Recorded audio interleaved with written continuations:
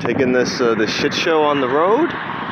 The audio is gonna be suspect because traffic, the wind, both hot air coming out of my own mouth. Not as cold as they are. It's actually kind of nice out. Snow's gonna melt pretty quick. Don't even bother to shovel. So I'm reminiscing about a lot of things, but I'm thinking about video games. Oh, I could do a 50-part series, just like taking each video game that I used to love and deconstructing what that says about society. But the one that, I don't know, that struck me real hard recently, and a lot of people hated it, but I loved it, was the Hideo Kojima game Death Stranding. It came out for PlayStation 4 the tail end of 2019, I believe. Yeah. Oh yeah. Coincidentally, I think it came out the month where I saw the first cases of corona started to show up in China, I believe. I have to double check that.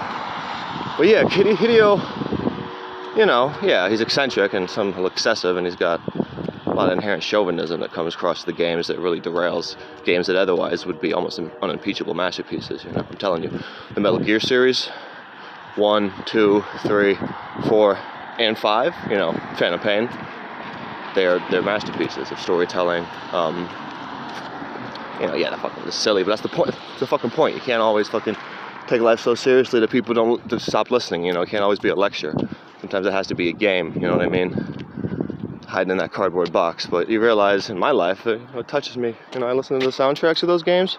It makes me tear up still. Those games were beautiful. Metal Gear Solid 3, Snake Eater, one of the best stories ever told. But again, you have to play it, both a certain way, so you have the freedom that you're playing the game, but ultimately, a real good designer like Hideo is an auteur, just like a filmmaker, they guide your eye, they guide your own experiences, they're so they have such a deft hand, such a subconscious connection to the messages they're trying to get across that, it's easy for an astute player or viewer to, even a not astute one, just anyone that really just gives itself up, suspends disbelief to get into it. So Death Stranding, long story short, it's not a walking simulator. It takes place sort of in this post-apocalyptic America. You play Sam Porter. It's Hideo, so every name is it's like Dickens, some heavy-handed symbolism. You have a dude whose name is Die Hardman. Spoiler alert, I shit you not. You find out near the end his real name is John McClane. Alright? And then John McClane, Die Hardman, gives this 5-minute fucking tear-soaked speech that's one of the most effective video. It's it's hard to describe the game, the story alone, except for some really jumps the shark, some with the fucking Princess Peach and shit, but if we forget that shit.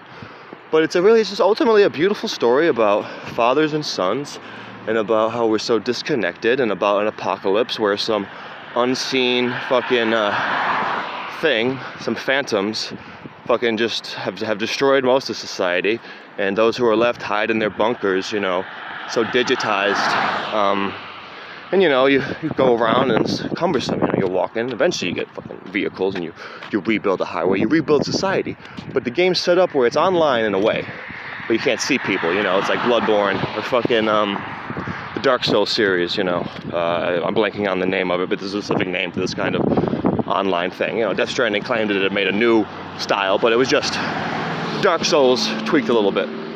To a point where if you were walking around, you press a button, you could say, "My name's Sam, hello?"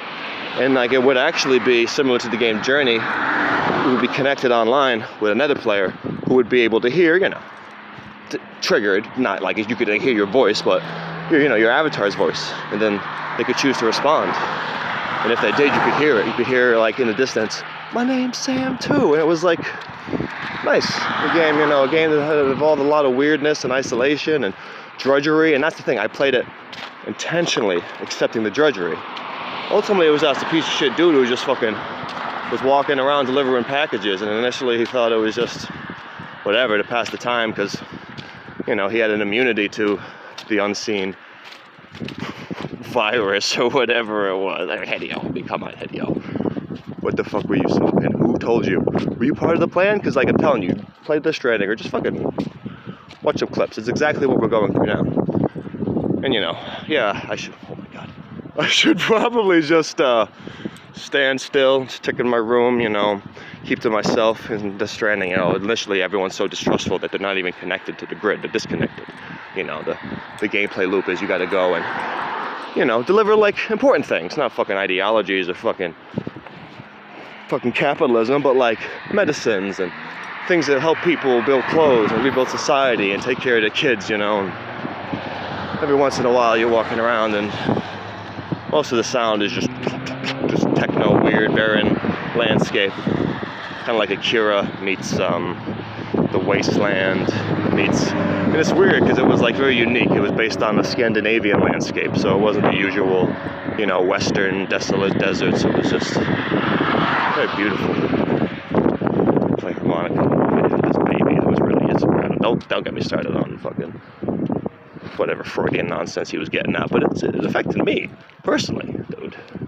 It's a scene more or less where you recreate your father's death in your own, spoiler alert, your father's death in your own arms, as you yourself are dying, and it's like, come on. When I played it, I knew what my father was doing. I knew that he was a cliff and I was a fucking porter. I made the thing that I called my video entry when I finally made that epiphany and admitted it, Death Stranded. Why do you think I called it Death Stranded? It's a good ass game, for my money, But, I don't know. At the end, it's just sort of, you don't know where society's heading, They avoided the 7th mass extinction event for then, but, this character Higgs, Boson blues, heavy fucking handed. So this character Higgs is just like, alright, you're just delaying the inevitable. That's what life is, one day at a time, one step at a time. We're always Death Stranding, There's whales, there's leviathans, this untapped subconscious, the fucking devil. It's always washing up on the shores of the sea of time, memory, forgetfulness, but walk on, walk on. You never walk alone. It tells me the game has fucking the highest fucking ranking you get. They call you the great deliverer, so this is a heavy-handed Christ metaphor, but the point of the game is that there's no one Christ, that it's inside each and every one of us, we just have to reconnect to that strand that ties us all, But, shadows of the past do drag us down in amok, and yeah, the future, it's oblivion. It's always been oblivion. So what?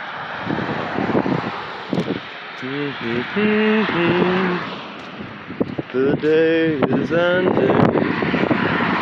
Let the yawn out. There's no pretending. I'll stay with you by your side every single day, and then stranded on a beach in the night.